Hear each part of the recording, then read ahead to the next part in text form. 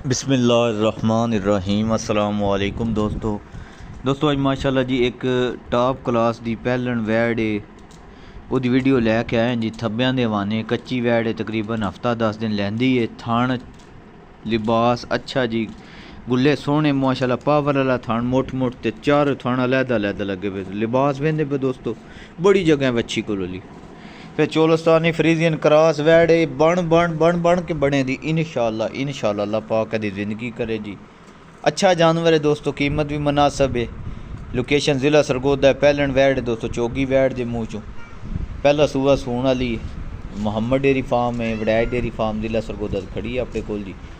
दोस्तों बच्ची की जी कीमत है, डिमांड है दोस्तों, बच्ची तो अल्लाह के हुक्म नाल इंशाअल्लाह पूरे 3.5 लाख दी है। लेकिन किसी दोस्त किसी भाई को अज पसंद हुई 3,25,000 की वैड़ दे आंदे। कच्ची वैड़ है दोस्तों, अली तकरीबन 10-12 दिन वैड़ लैंदी है।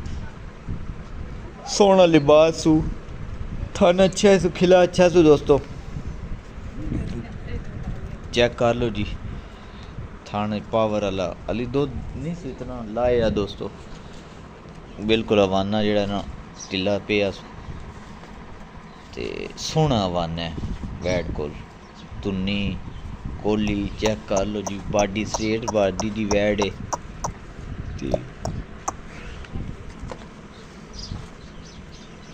मोहम्मद डेयरी फार्म ज़िला सरगोदा, चक हयातपुर झावरियाँ लक मोड़ के नाल है जी।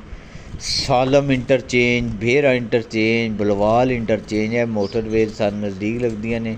कोई दोस्त कोई भाई मौके ते आना चाहे, इत्थे जानवर है मौजूद है इस टाइम वड़ैच डेयरी फार्म ते। इस तरह एक होर गामी है सूई हुई है, वो इंशाअल्लाह जड़ा ना वीडियो ज़रूर लावांगे। बाकी अल्लाह बखैर करे। जानवर देखो, पसंद करो, अच्छा लगे लाइक कमेंट कर दो। माशाअल्लाह जी, सौदे नसीबा दें जी। पैलन वैड़ है, गब्बन है, 5-6 दिन लैंदी है दोस्तों। जी कीमत है 3,25,000 रुपया जी। ट्रांसपोर्ट डिलीवरी की सूरत मौजूद है जी। दोस्त आज का बेहतर अच्छी चीज़ है, अच्छी गल है। ना आ सके इंशाअल्लाह होम डिलीवरी की सूरत मौजूद है जी। कार जानवर पास करा के, चेक करा के, तसल्ली करा के बंदे वापस आन दे जी। सालम इंटरचेंज तो दोस्तों तकरीबन 20-25 किलोमीटर का सफ़र है साढ़े डेरे दे फार्म का।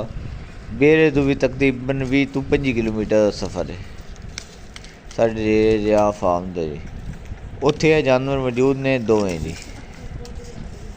गब्बन ने वैड़ सूण वाली है, अच्छा सीमन लाया नहीं दोस्तों वच्छी नूं।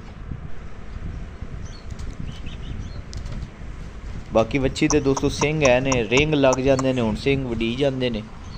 लेकिन असी नहीं लाए हली जी, क्योंकि जो दोस्त लै जाए तो वो खुद मौके पर आप जिस तरह उन्होंने आसानी हो बेहतर हो उस तरह कर सकते हो।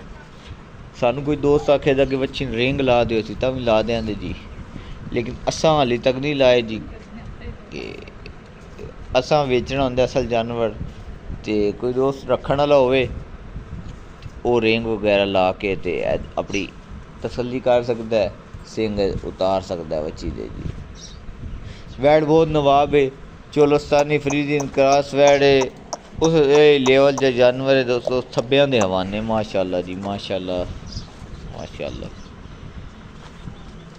दोस्तों। तकरीबन 10-12 दिन वैड़ ने लै जाने ने। अल्लाह पाक दी ज़िंदगी करे जी। सोहना सुथरा बेऐब जानवर।